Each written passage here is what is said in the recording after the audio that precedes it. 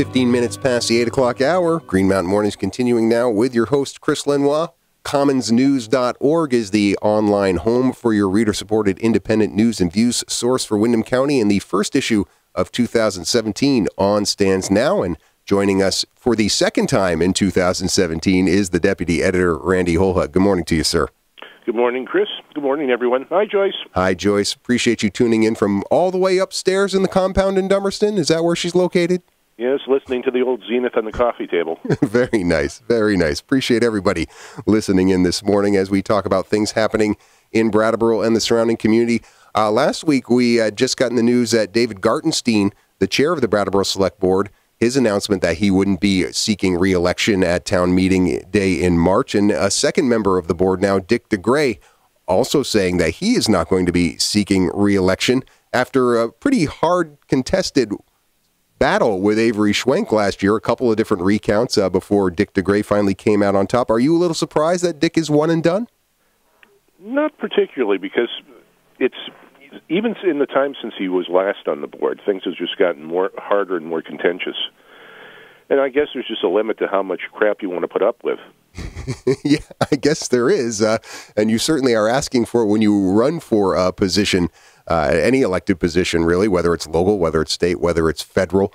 Yeah, I mean, I got the sense that Dick certainly was a different type of select board member than some of the other members. And I don't think one approach is necessarily better or worse than the other, but there's an approach where you're reactive and an approach where you're proactive. And I think Dick is the kind of person where he hears a problem and he says, okay, well, what can we do as a board to solve it? Whereas other people come with solutions with David Gartenstein and some other board members, they're like, okay, how do we take their advice and then synthesize it into a solution? That to me seemed to be some of the tension.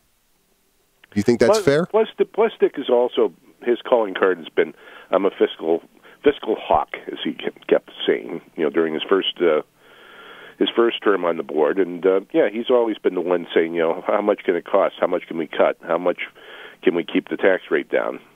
You can only do that for so long before people stop listening to you. You're talking about Dick DeGray now. Yes. And I mean, that's in contrast to some of the things he's proposed during this last year on the board, where he always seems to be wanting to take surplus money and do things like the traffic safety measures that he wanted to put in place. Or he's also at most recent select board meetings also talking about using some of that surplus to pay down more on the tax rate, although every member of the board has kind of been vacillating on how much they use some of that surplus to pay down the property tax rate here in town. So actually a little bit of a different Dick DeGray this time around, wouldn't you say?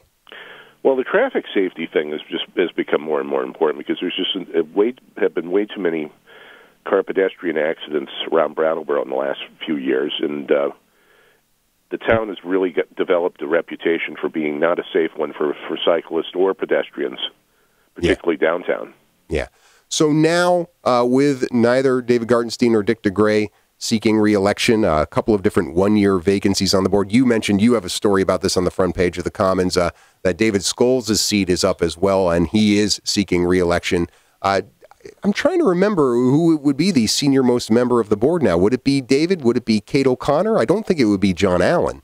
I think it would be Kate. I think it would be Kate. I think she has one term more than either David and John serving on the select board, and she was vice chair, so perhaps she will run for chair of the select board here as they replenish the membership. And there were questions about Kate and conflicts of interest of serving on the select board and being executive director of the Chamber of Commerce when she was elected to the board. Do you see that precluding being the chair? Is there a difference there as far as being a chair versus just being a board member and her responsibilities to the chamber? Well, the chamber responsibilities are considerable, since Brattleboro needs all the marketing help it can get sometimes for the merchants. But I think it's going to be a question not so much of the job at the chamber, but her other job. She's in charge of the Vermont the decommissioning panel, right? The Vermont Yankee, and that kind of keeps her hands full too. Between the select board, the chamber, and NDCAP, as it's known. It's a lot of stuff to be on your plate. Right. So she may not necessarily be the chair unless she backs away from her other commitments. Yeah. I mean, and so I hadn't even thought about that part as far as commitments. I mean, we see her recuse herself or at least disclose her relationship with area businesses when different business comes before the board. But as the chair, your responsibility a lot of times is to direct the conversation or even direct the agenda. So you don't necessarily see additional conflicts there for Kate if she were to become chair.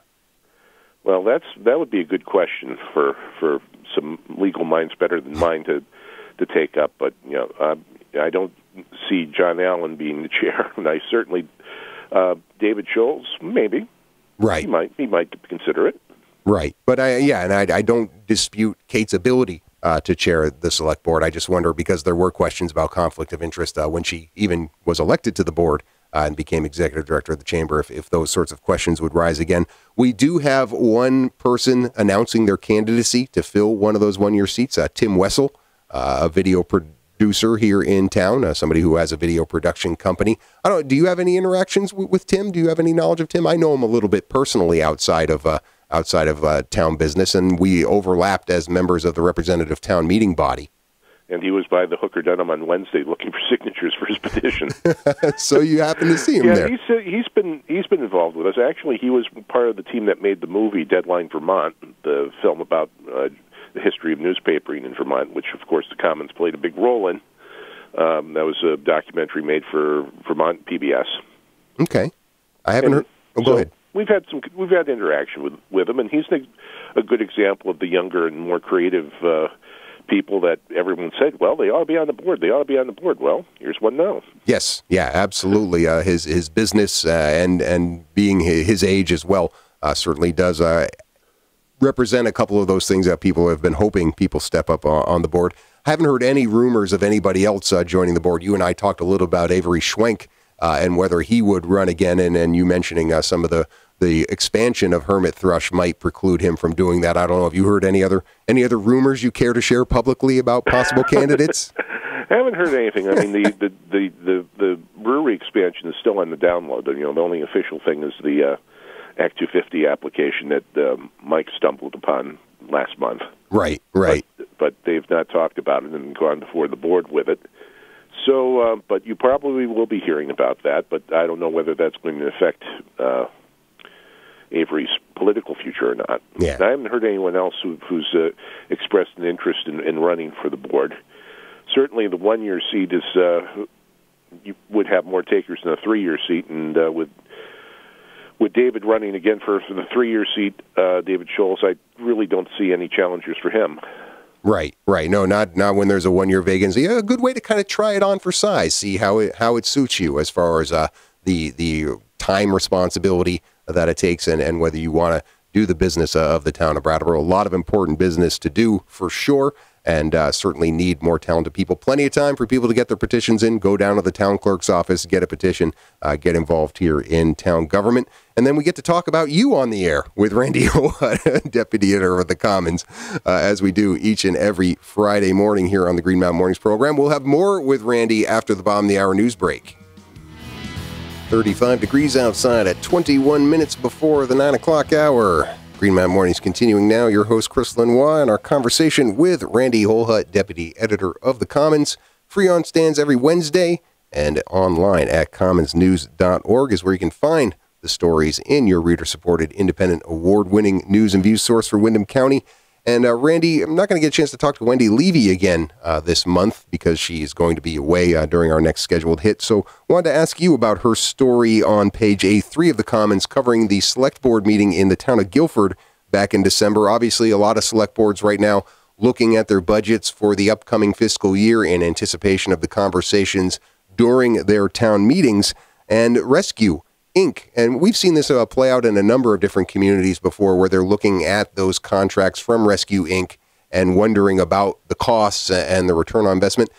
Kind of give us some details there on the nature of the conversation that took place on December 12th at the Guilford Selectboard meeting. Well, it appears to be a fundamental misunderstanding about what Rescue does and why it does it and how it does it. And basically, towns enter into contracts with Rescue to provide emergency medical services. And if Rescue doesn't have a contract with your town, they won't come to your town. It's pretty simple right there. And I guess they were looking at the number of calls, right? It was a pretty small number of calls in 2016 for the town of Guilford. Yeah, it was only about 150 or so calls, and that led one of the select board members to kind of question, why are we paying so much for these calls, and why do we have to pay rescue anyways? Aren't they required by the federal government to come anytime anyone calls 911? Right. And the answer is no. And Drew Hazelton, the executive director of Rescue Inc., there to talk about those things, talk about why they do the assessment the way they do it. It's basically based on a per-resident basis, right, the way they set the fee. Yeah, they set it based on the population of your town. They don't. It's not a la carte where the more calls you have, the more you pay.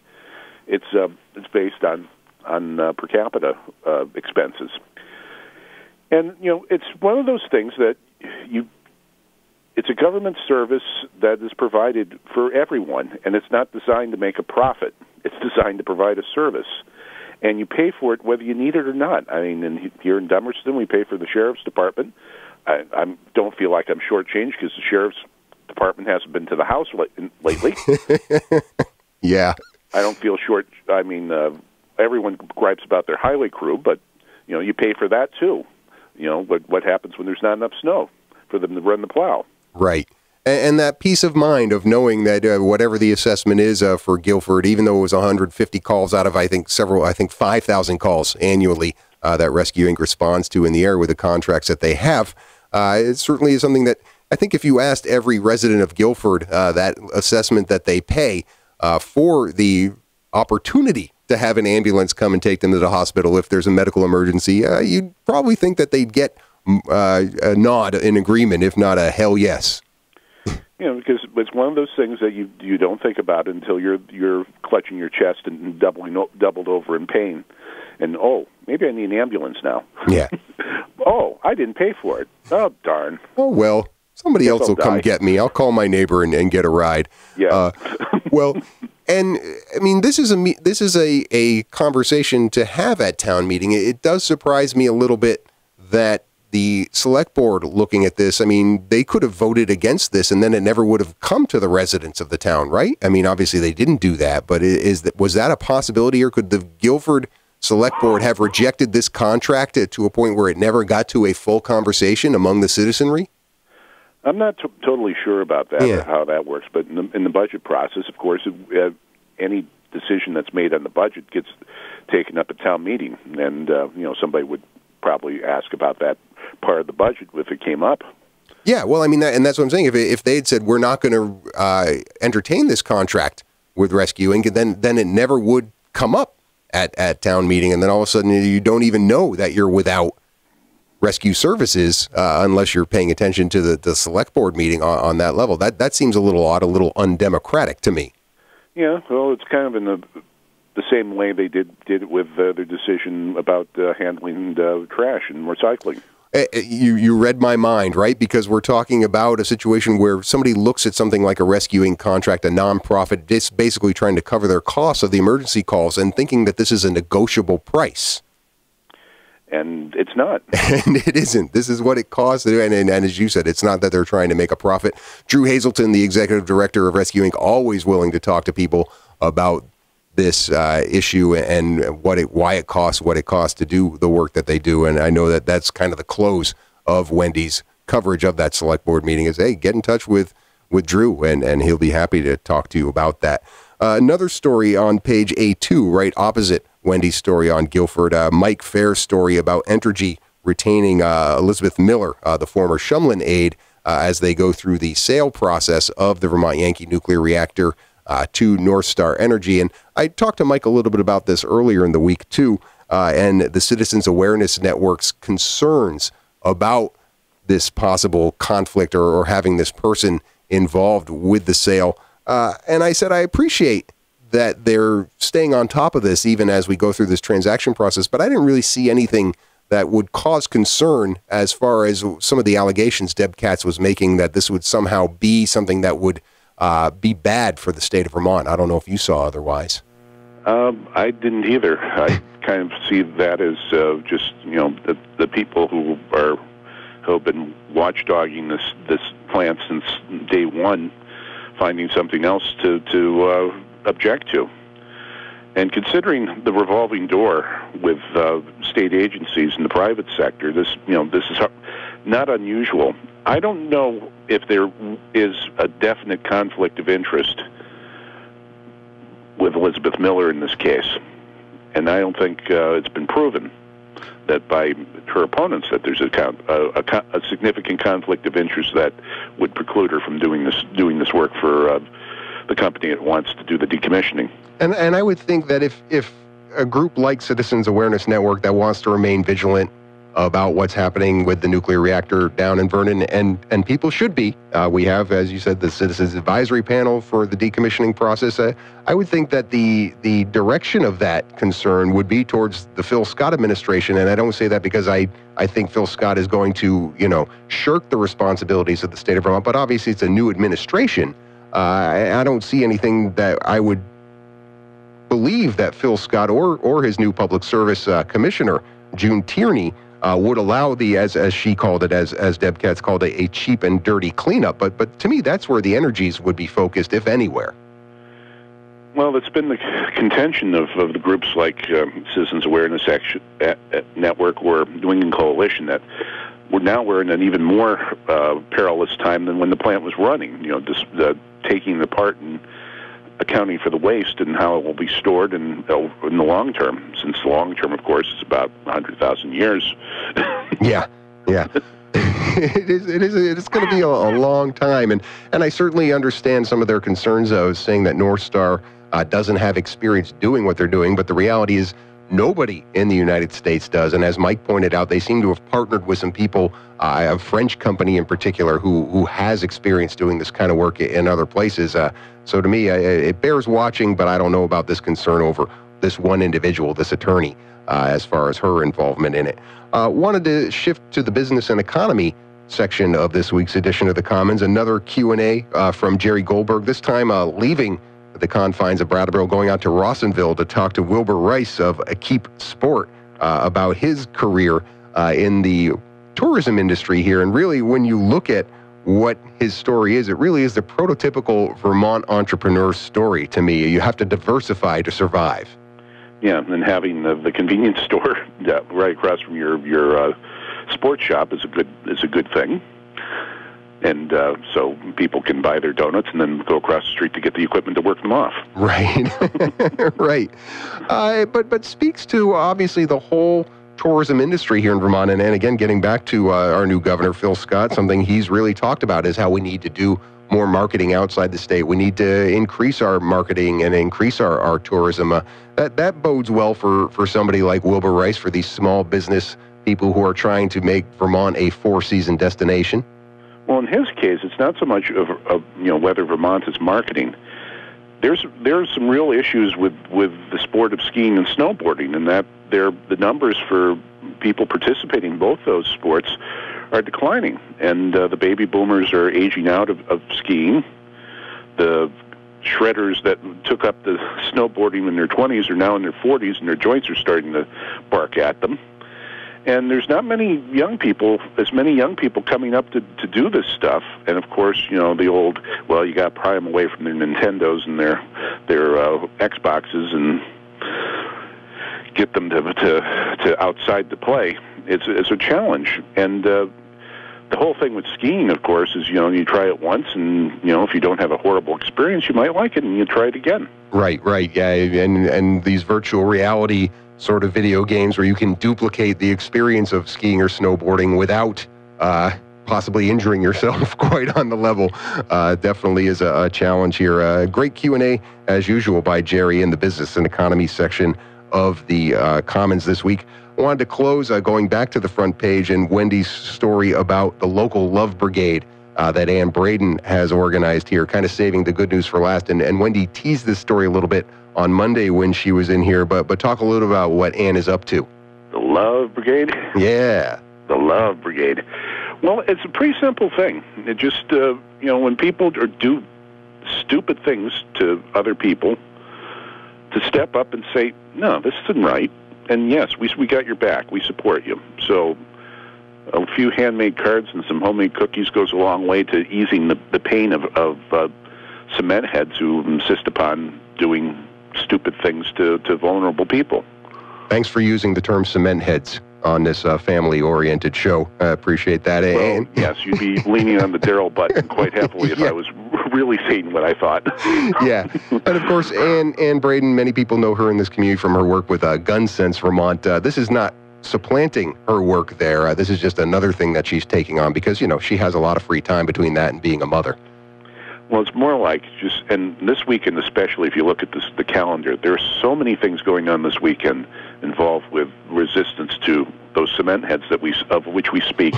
Yeah. Some of it connected with Martin Luther King Day, some of it connected with the Women's March in Washington next Saturday, some of it connected to just maintaining freedom of speech, freedom of thought, supporting groups to do this, like the ACLU concert at 118 Elliott it's tomorrow. It is. It's tomorrow.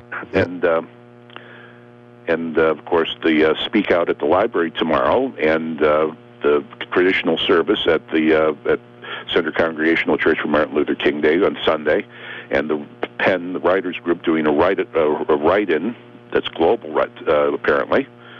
The Literary Festival is putting that on, and just all kinds of stuff. And you just see that people are coming together from all over the spectrum of the arts to say, no, this isn't right. This isn't normal. This isn't cool. We're going to do something about this. Yeah, and art's a great way to express some of your dissatisfaction, and as you pointed out, a number of different ways to do that, all found in the arts section of this week's edition of The Commons. So another reason to pick that up off stands wherever you can find it right now, and a new one on stands each and every Wednesday. Always appreciate talking to you about those stories here on a Friday, Randy. Hope you have a great weekend. Okay, I hope you do too. All right, thanks very much. That was Randy Holhut, Deputy Editor of The Commons, free on stands every Wednesday and online at commonsnews.org. We will be back to wrap up this edition of Green Mountain Mornings right after these messages.